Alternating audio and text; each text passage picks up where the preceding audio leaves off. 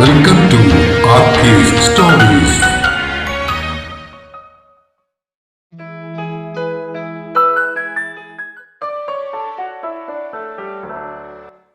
താളം ഭാഗം 80.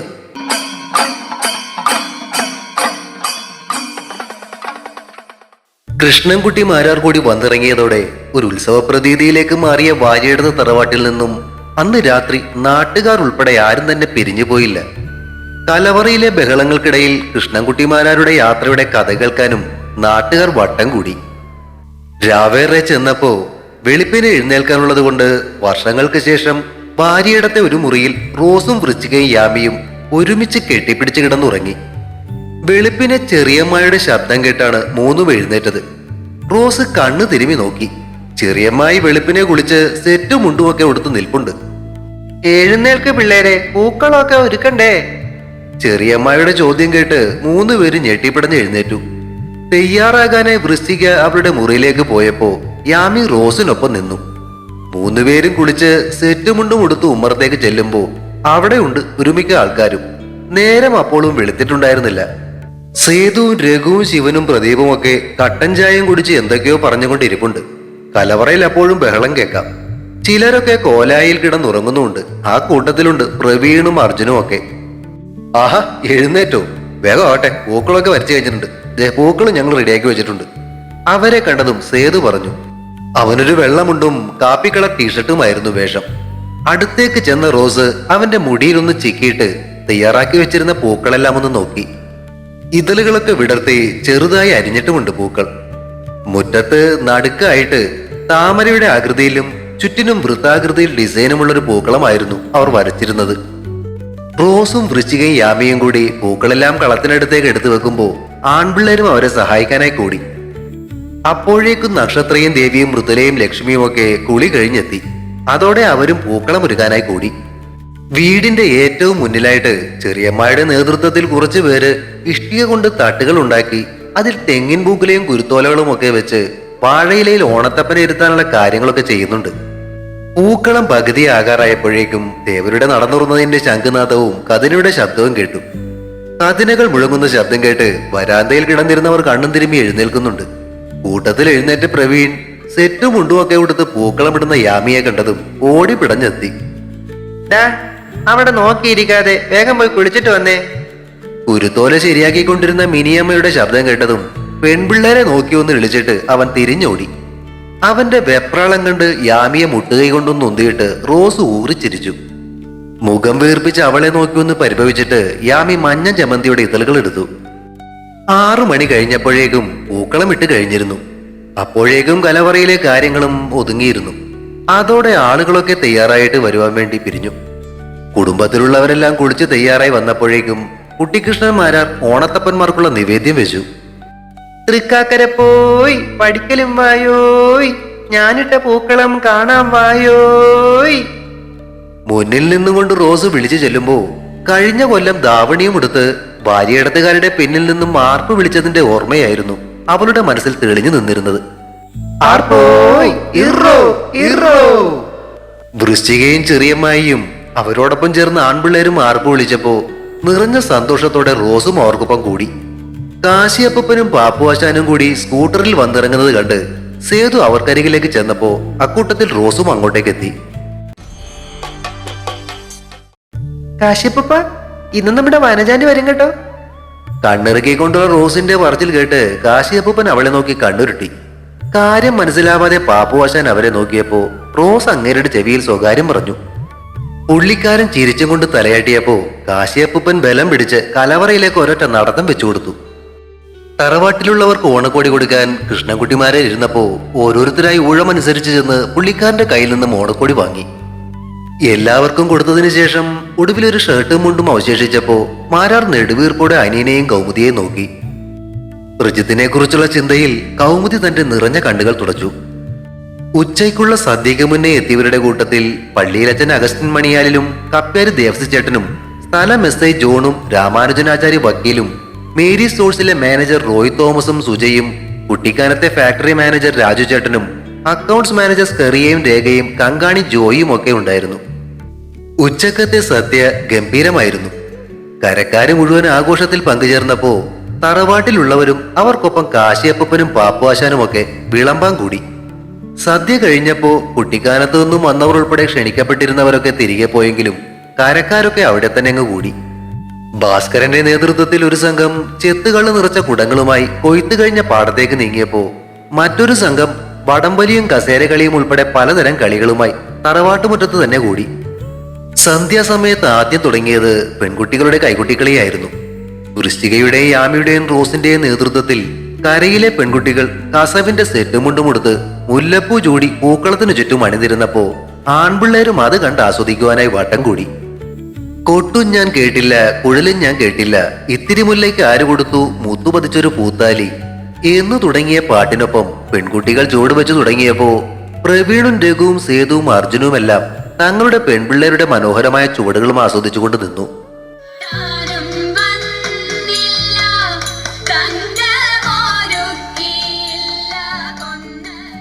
ചുവടുകൾ വെച്ച് വട്ടം കറങ്ങുന്നതിനിടയിൽ ഇടയ്ക്കൊക്കെ റോസിന്റെ കൺമുനകൾ സേതുവിനെ തേടി ചെന്നപ്പോ ആ കണ്ണുകളിലെ പ്രണയത്തിന്റെ തിളക്കമേറ്റ് അവന്റെ ഉള്ളത്തുടിച്ചു. ഏകദേശം 1 മണിക്കൂറിനടുത്ത് നീണ്ടുനിന്ന കൈകൊട്ടിക്കളിക്ക് ശേഷമായിരുന്നു ചെണ്ടമേളം. ഗോവിന്ദൻ കുട്ടികൃഷ്ണനെ അഴിച്ച് തറവാടിന്റെ മുൻവശത്തേക്ക് കൊണ്ടുവന്നപ്പോ സേതുവും രമേശനും കൂടി വാടകയ്ക്ക് എടുത്തുകൊണ്ടുവന്ന നെറ്റിപ്പട്ടവും വെഞ്ചാമരവും ഒക്കെ ഗോവിന്ദനെ ഏൽപ്പിച്ചു. അവൻ അതെല്ലാം കുട്ടികൃഷ്ണന്റെ മസ്തകത്തിൽ കെട്ടിക്കഴിഞ്ഞതും ആലവട്ടവും വെഞ്ചാമരവും പിടിച്ച് പരിചയമുള്ള ചെറുപ്പക്കാർ ആനപ്പുറത്തേക്ക് കയറി. ഒരു വശത്ത് വാസുദേവന്മാരുടെ കീഴിൽ രവീന്ദ്രനും രമേശനും അവരുടെ കൂടെ വാസുദേവന്മാരുടെ ശിഷ്യന്മാരും അണിനിരുന്നപ്പോ മറുവശത്ത് കുട്ടികൃഷ്ണന്മാരുടെയും ശങ്കന്മാരുടെയും കീഴിൽ സേതുവും അർജുനും ബിജുവും നിരന്നു നിന്നു. നാളുകൾക്ക് ശേഷം ചെണ്ട ഏന്തിയതിന്റെ സന്തോഷം കുട്ടികൃഷ്ണന്മാരുടെ മുഖത്ത് തെളിഞ്ഞു നിന്നിരുന്നു. ആവേശഭരിതമായ ആ കാഴ്ച കാണാനും ചെണ്ടമേളത്തിന്റെ താളപദങ്ങൾ ആസ്വദിക്കുവാനും തയ്യാറായി കരക്കാർ അവർക്ക് ചുറ്റും കൂടി. കുട്ടികൃഷ്ണന്മാരെ തിരിച്ചെത്തിയതെറിഞ്ഞും വാസുദേവന്മാരും കുട്ടികൃഷ്ണന്മാരും തമ്മിൽ മാറ്റുരക്കുന്ന കാര്യമറിഞ്ഞും പുറത്തു നിന്നുമെത്തിയ കാഴ്ചക്കാരും ഉണ്ടായിരുന്നു ആ കൂട്ടത്തിൽ. ആർപ്പുവിളികൾക്കിടയിൽ പഞ്ചാരി 1-ാം കാലവും 2-ാം കാലവും കൊട്ടി തുടങ്ങിയപ്പോ തന്നെ ജനക്കൂട്ടത്തിന്റെ ആവേശം അതിന്റെ മൂർധന്യത്തിലെത്തിയിരുന്നു.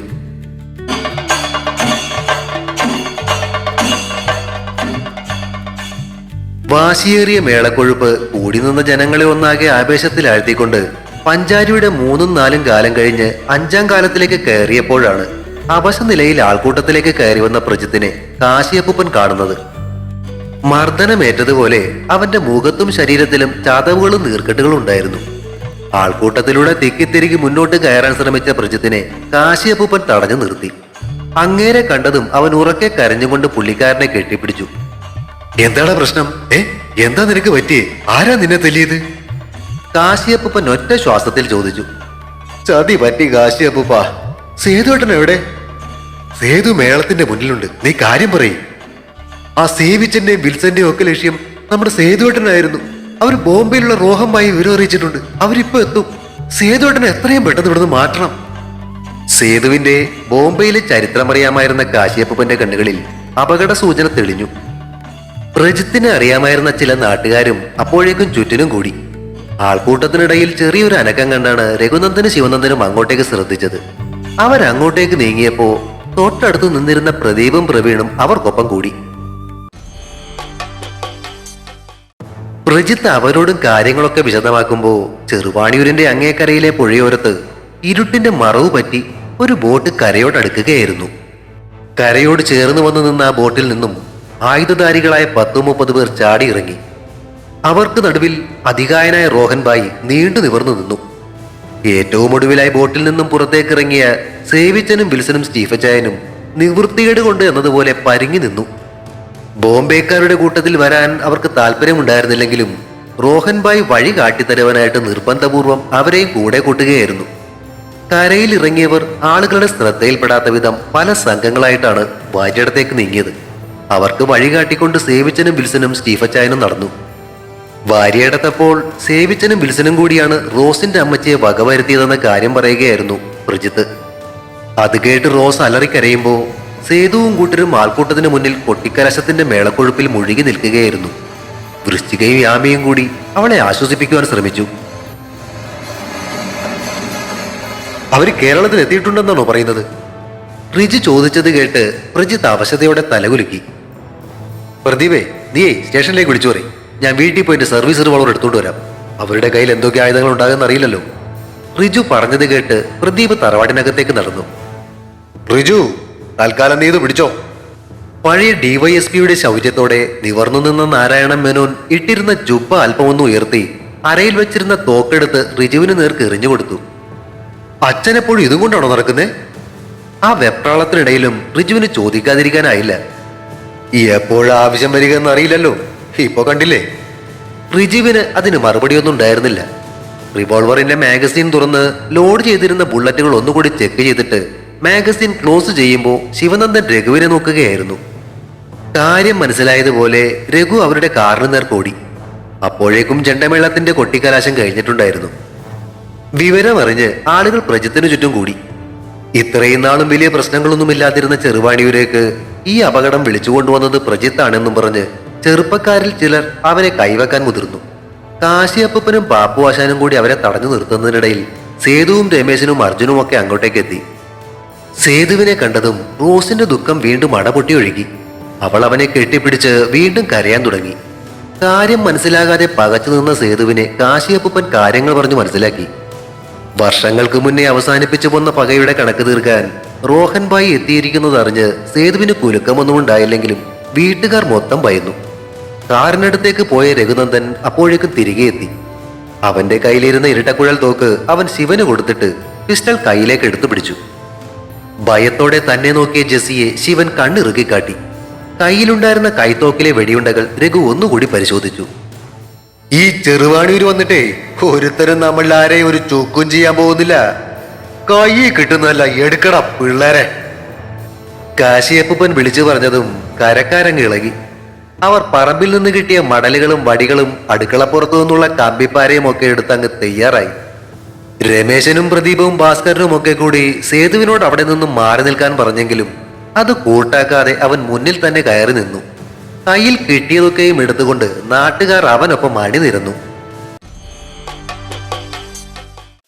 അപ്പോഴേക്കും ഭാര്യയിടത്തെ ഗേറ്റ് കടന്ന് റോഹനും കൂട്ടരും നടന്നു വന്നു. മുന്നിൽ നടന്നു വരുന്ന റോഹന്റെ ഭീമാകാരമായ ശരീരം കണ്ട് നാട്ടുകാരൊന്നു വിരണ്ടു. കൂടി നിൽക്കുന്ന നാട്ടുകാരെ കണ്ടതും പാൻസിന്റെ പോക്കറ്റിൽ നിന്നും വലിച്ചെടുത്ത പിസ്റ്റലുകൾ മുകളിലേക്ക് ഉയർത്തി അയാൾ വെടിയുതിർത്തു. കതിന പൊട്ടുന്നത് പോലെ വെടിശബ്ദം മുഴങ്ങി. കൂടി നിന്നിരുന്ന നാട്ടുകാരിൽ ചിലരൊക്കെ ചിതറി ഓടി. പുറകിൽ നിന്നിരുന്ന കുട്ടികൃഷ്ണൻ ഭയം കൊണ്ടതുപോലെ ഇളകി പുറകോട്ട് മാറിയപ്പോ അവന്റെ കാലിൽ കിടന്നിരുന്ന ചങ്ങല ഇളകുന്ന ശബ്ദം റോസ് കേട്ടു. നാളുകൾക്ക് മുന്നേ കണ്ട ഒരു സ്വപ്നത്തിന്റെ ഓർമ്മ അവളിലേക്ക് ഓടിയെത്തി. പരിഭ്രമത്തോടെ അങ്ങോട്ടും ഇങ്ങോട്ടും ഓടുന്ന ആളുകൾ, അതിനിടയിൽ നിന്നും ഒരു ചങ്ങലയുടെ കിലുക്കം. ആ സ്വപ്നം ഓർത്തെടുക്കുന്നതിനിടയിലാണ് റോഹനോട് ചേർന്ന് നിന്നിരുന്ന സേവിച്ചനെ അവൾ കണ്ടത്. അവളുടെ കണ്ണുകളിൽ കനലെരിഞ്ഞു. क्या है कुत्ते? क्या तुम्हें लगता है कि तुम मेरे भाई को मारने के बाद यहाँ आकर चुप सकते हो? मैं काफी समय से तुम्हें ढूंढ रहा हूँ. मैं आज तुम्हें और तुम्हारे परिवारों को उस स्थान पर भेजने आया हूँ जहाँ मेरे भाई गया था. തോക്ക് ചൂണ്ടിക്കൊണ്ട് റോഹൻ ഭായ് പറഞ്ഞത് കേട്ടിട്ടും സേതു തെല്ലും ഭയപ്പെടാതെ അയാൾക്ക് മുന്നിൽ നിന്നു. അവന് പുറകിലായി നിന്നിരുന്ന രഘുവും ശിവനും കയ്യിലിരുന്ന തോക്കുകൾ റോഹന് നേരെ ഉന്നം പിടിച്ചു. റിജുവും തന്റെ കയ്യിലിരുന്ന റിവോൾവർ മുന്നിലേക്ക് നീട്ടിപ്പിടിച്ചു. പക്ഷേ ഒരു വെടിവെപ്പ് ഉണ്ടാവുകയാണെങ്കിൽ തങ്ങൾക്ക് പിടിച്ചു നിൽക്കാൻ സാധിക്കുകയില്ല എന്ന് അവർക്കറിയാമായിരുന്നു. കാരണം റോഹന്റെ കൂടെ ഉണ്ടായിരുന്നവരിൽ ചിലരുടെ കൈകളിൽ തോക്കുകളും മറ്റു പലരുടെയും കൈകളിൽ വാളുകളും കത്തികളും ഒക്കെ ഉണ്ടായിരുന്നു. अरे रोहन, तुम्हारे भाई के मृत्यु के कारण वो गुद है. जिस लड़की से मैं प्यार करता था उस लड़की को मारने के कारण मैंने उसे मार डाला. यह मत सोचना कि तुम इस देश में आकर मुझे मार सकते हो और जीवित वापस जा सकते हो. मुझे तेरे देशवासियों का नुकसान पहुंचाने का कोई इरादा नहीं है. मुझे सिर्फ तू चाहिए, तू. मैं तुम्हें अपने हाथों से कब्र तक पहुंच जाना चाहता हूं. എങ്കിൽ നീ വാടാ. റോഹന്റെ വെല്ലുവിളി സ്വീകരിച്ചുകൊണ്ട് സേതു മുന്നിലേക്ക് കയറി നിൽക്കുന്നത് റോസ് ഭയത്തോടെ നോക്കി നിന്നു. കൈകൾ നീട്ടിക്കുടഞ്ഞ് വികൃതമായി ചിരിച്ചും കൊണ്ട് റോഹൻ സേതുവിന്റെ നേർക്കടുത്തു. സേതുവിനേക്കാൾ ഉയരവും ആകാരവുമുള്ള അയാൾ അവന്റെ മുന്നിൽ ഒരു മല പോലെ നിന്നു. തുടരും. താളം അവസാനത്തെ ഭാഗം ഉടൻ പ്രതീക്ഷിക്കുക. സബ്സ്ക്രൈബ് ചെയ്യാത്തവർ ഇനിയുമുണ്ടെങ്കിൽ ദയവായി സബ്സ്ക്രൈബ് ചെയ്ത് സപ്പോർട്ട് ചെയ്യണേ. കഥയ്ക്ക് അഭിപ്രായങ്ങളും ലൈക്കുകളും ഒക്കെ നൽകുന്നതിനോടൊപ്പം തന്നെ കഴിയുന്നവർക്കൊക്കെ ലിങ്ക് ഒന്ന് ഷെയർ ചെയ്ത് കൂടി കൊടുത്തേക്കണേ. Thank U.